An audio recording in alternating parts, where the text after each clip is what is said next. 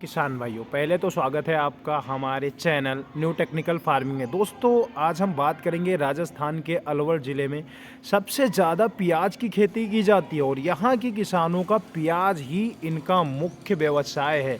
अगर प्याज की खेती अच्छी नहीं हुई तो बहुत नुकसान इनका हो जाता है और आजकल हालात ये हैं कि इनके प्याज की नर्सरी रुक ही नहीं रही है, यानी डंपिंग अप हो रहा है और उससे इनका बहुत ज़्यादा नुकसान हो रहा है। इनको पता ही नहीं कि डंपिंग ऑफ को रोका कैसे जाए। और बात की जाए, यहाँ पे कहते हैं उड़ने की समस्या आ रही है, मतलब डंपिंग ऑफ को बोलते हैं उड़वा की समस्या आ रही है, लेकिन इनको पता नहीं है कि उसको रोके कैसे। कई लोगों ने 3-3 4-4 स्प्रे भी कर दिया, फिर भी उनका डंपिंग अप नहीं रुक रहा है। क्यों? क्योंकि सही दवा का इस्तेमाल ही नहीं करना चाह रहे हैं। ना तो वो जैविक तरीके से चीज़ों को रोक पा रहे हैं, ना रासायनिक तरीके से, और पैसे भी खर्च हो रहे हैं। तो आज हम बिल्कुल लास्ट तक आप वीडियो में बने रहिए, एकदम बढ़िया सटीक जानकारी देंगे। चाहे आप जैविक तरीके से अपने प्याज के नर्सरी को बढ़िया बचा सकते हैं या रासायनिक दवाओं का प्रयोग करके, जो भी आप चाहे, दोनों तरीका मैं बताऊंगा। तो लास्ट तक वीडियो में बने रहें। शुरू करते हैं दोस्तों। आप नर्सरी डालने से पहले एक काम कर सकते हैं। जब भी आप नर्सरी डालें, हमेशा इस चीज़ का ध्यान रखें कि उसमें कुछ एंटी फंगिसाइड का प्रयोग करें। जो भी जैविक तौर पे अगर करेंगे तो बहुत ज़्यादा फायदा होगा, क्योंकि आपको क्वालिटी मिलेगा, आपके पौधे का भी नुकसान नहीं होगा, ज़मीन यानी खेतों का भी नुकसान नहीं होगा, फसलों में गुणवत्ता बढ़ेगा और बहुत बेहतरीन तरीके से इसका फ़ायदा ले सकते हैं। तो बिना देरी करते हुए हम किसानों के जो भी परेशानी का सबब है उसका समाधान करते हैं। दोस्तों, दरअसल जब आप नर्सरी डालें उससे पहले 20 दिन पहले आप गोबर की खाद ले लीजिए 20-25 किलो। उसके अलावा ट्राइकोडर्मा आता है मार्केट में, आपको 100-150 रुपये किलो मिल जाएगा आसानी से।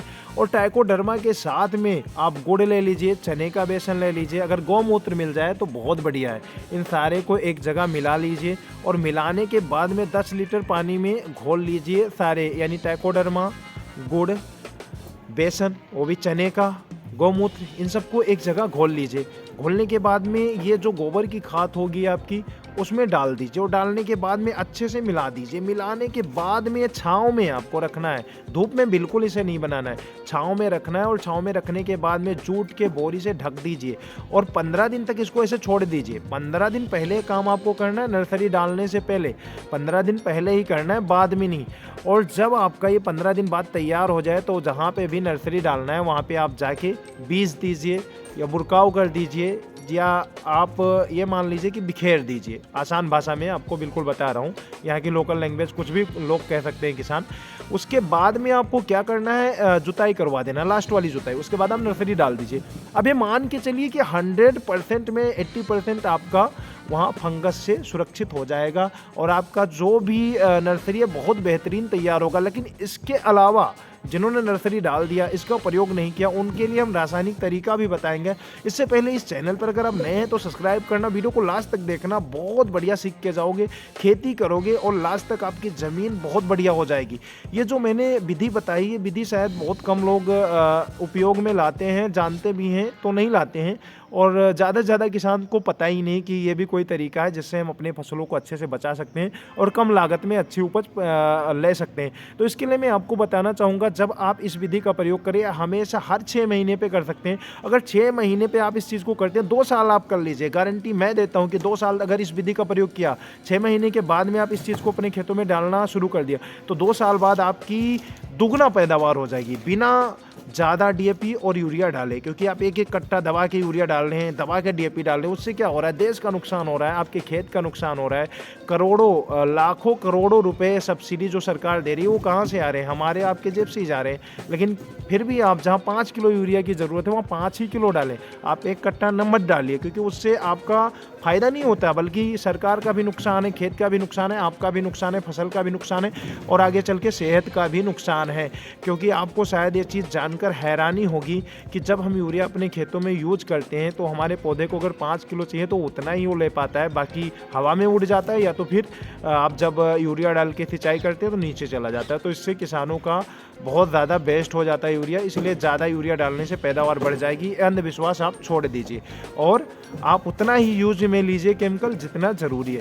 इसके अलावा मैं थोड़ा आपको रासायनिक जो भी दवा है उसके बारे में बताना चाहेंगे, क्योंकि अगर आपने नर्सरी डाल दिया है तो आप जैविक चीज़ों का प्रयोग करोगे तो इतना जल्दी उसका असर दिखेगा नहीं। तो इस वजह से आप रासायनिक चीज़ों का प्रयोग करना चाहते हैं, परेशान हैं, आपकी डंपिंग अब नहीं रुक रही है, नर्सरी लगातार जा रहा है, लगातार नर्सरी आपका ख़त्म होता जा रहा है, क्योंकि कुछ किसानों से हमने मिला, जैसे इनको देखिए, इनके खेत में 7 किलो बीज पड़ा था और इनके खेत में अब एक भी बीज आपको उगा हुआ नहीं दिखेगा, क्योंकि सारे उगे थे लेकिन डंपिंग अब से उड़ गए और 3 स्प्रे इन्होंने कर दिया, फिर भी इनका बचा नहीं। तो इन्होंने सही जानकारी ना होने की वजह से इनका नुकसान हो गया। ये मान के चलिए 7-8 हज़ार रुपये का तो नुकसान हो ही गया और गंठी नहीं तैयार होगी, प्याज की खेती और नहीं कर पाएंगे। तो मैं आपको रासायनिक तरीका भी बता देता हूँ।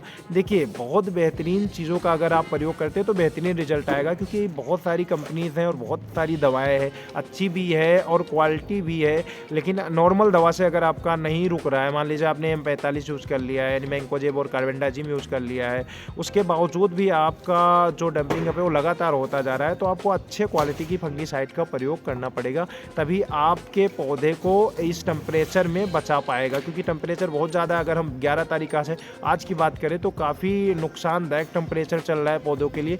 तो यहाँ पे फंगस इतने अटैकिंग मोड में है कि उनको आसानी से अगर हम नॉर्मल फंगीसाइड का यूज करके बचाना चाहें तो थोड़ा मुश्किल हो जाएगा। इस वजह से मैं आपको 2, 3, 4 दवाओं का प्रयोग करना बताऊँगा, जो आपके पास अवेलेबल हो उसको आप खरीद के लाइए और अपने नर्सरी में छिड़काव करिए, बहुत बढ़िया रिजल्ट आएगा।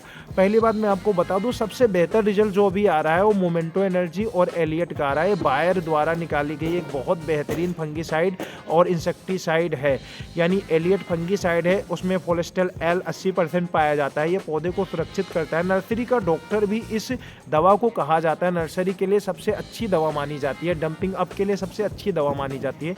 तो इसका प्रयोग आप 40 ग्राम प्रति 15 लीटर पानी में कर सकते हैं।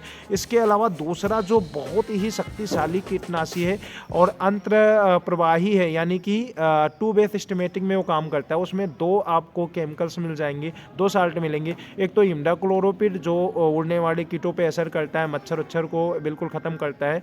उसके अलावा दूसरा स्पैरोटीटम है जो कि माइट को ख़त्म करता है, तो यानी 2 बेस सुरक्षा करता है। इसके अलावा पौधे को एनर्जी देने का भी काम करता है किसान भाइयों, क्योंकि इसका नाम ही है मोमेंटो एनर्जी।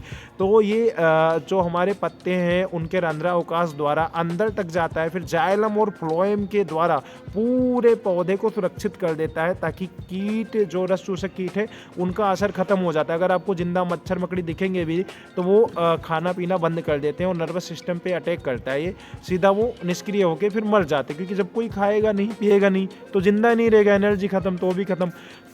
उसके अलावा अगर आपको मोमेंटो और एलियट उपयोग करते हैं, मोमेंटो की जो डोज है वो आप 20 ml प्रति 15 लीटर पानी में लेके नर्सरी में छिड़काव कर सकते हैं। एलियट के साथ बहुत बेहतरीन रिजल्ट है, तीसरे दिन आपको बहुत अच्छा रिजल्ट दिखेगा और डंपिंग आप रुक जाएगा।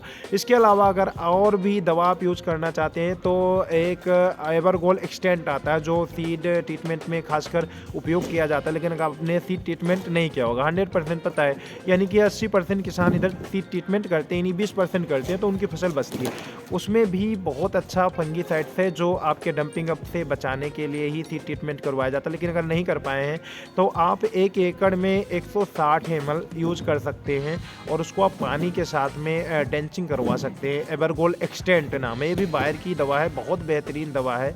इसमें आपको 2 साल्ट मिलते हैं, एजाक्सी एक्सट्रोविन, ये भी बहुत बेहतरीन है 13.28 के अनुपात में। और इसकी बात की जाए तो इन्होंने एजाक्सी के साथ साथ पेनफ्लूफैम, तो ये दोनों बहुत बेहतरीन फंगीसाइड्स हैं। ये बहुत बेहतरीन तरीके से नर्सरी को, आपके जो डंपिंग अप है उसको रोक देंगे और यकीन मानिए बहुत बेहतर रिजल्ट आ रहा है। जहाँ भी किसान यूज कर रहे हैं, हम लोग रिजल्ट बेस पे ही बता रहे हैं, क्योंकि ऑल ओवर के अंदर जो भी अभी कंट्रोल में आ रहा है, टेम्परेचर बहुत ज़्यादा है, बहुत हाई है, तो नॉर्मल फंगीसाइड से हम रोक नहीं पा रहे थे, लेकिन इन चीज़ों का उपयोग करके हमने बिल्कुल पौधे को रोक दिया है और बहुत अच्छा रिजल्ट है। तो किसानों को सजेस्ट कर रहे हैं ताकि आपका भला हो जाएगा। डंपिंग अप हो रहा है, ये वीडियो बनाने का मेरा यही उद्देश्य है कि डंपिंग अप से जो परेशान है, जिनका उड़ने की समस्या है, लोकल लैंग्वेज में कहते हैं यहाँ पे, जिनका जा रहा है कड़ना, वो इस चीज़ का प्रयोग करें, 101% रुक जाएगा, क्योंकि प्रैक्टिकली प्रूव्ड किया हुआ चीज़ है। इसके अलावा अगर आपके पास है तो पॉलीक्योर आप 250 ml प्रति आधा बीघा, अलवर का जो बीघा है, आधे बीघे में आप यूज करा सकते हैं, यानी कि 1 एकड़ में मान लीजिए 400 से 450 ml प्रति एकड़, ये भी डेंचिंग करवा दीजिए, तो आपका ये डंपिंग अप की समस्या खत्म हो जाएगी। इस तरीके की जो उन्नत तरीके तरीके की हैं। बायर क्रॉप साइंस बहुत बेहतरीन रिसर्च बेस्ड कंपनी, तो इसका अगर आप प्रयोग करेंगे तो 101% मानिए कि आपका ये समस्या सॉल्व हो जाएगा। बाकी अगर आप जैविक खेती या फिर उन्नतशील जातियाँ या इसके अलावा खेती के साथ साथ आप कौन से ऐसे खेती से संबंधित ही काम करके लाखों रुपए कमा सकते हैं, ऐसे वीडियो हमारे इस पे डलते रहते हैं। और डिस्क्रिप्शन में भी है मशरूम की खेती आप कैसे कर सकते हैं, वो मैंने डिस्क्रिप्शन में डाल दिया, पूरा वीडियो दिया गया, पूरा सीख के कर सकते हो। लाखों लोग कमा रहे हैं इससे, लाखों रुपए का अर्निंग हो रहा है लोगों का मशरूम की खेती से। आप भी कर सकते हैं, तो चेक कर सकते हैं। और चैनल को अगर पहली बार आए हैं तो सब्सक्राइब कर लीजिए, वीडियो पसंद आए तो लाइक कर दीजिए। नेक्स्ट वीडियो में फिर मिलेंगे नई जानकारी के लिए, तब तक के लिए सभी किसान साथियों को राम राम।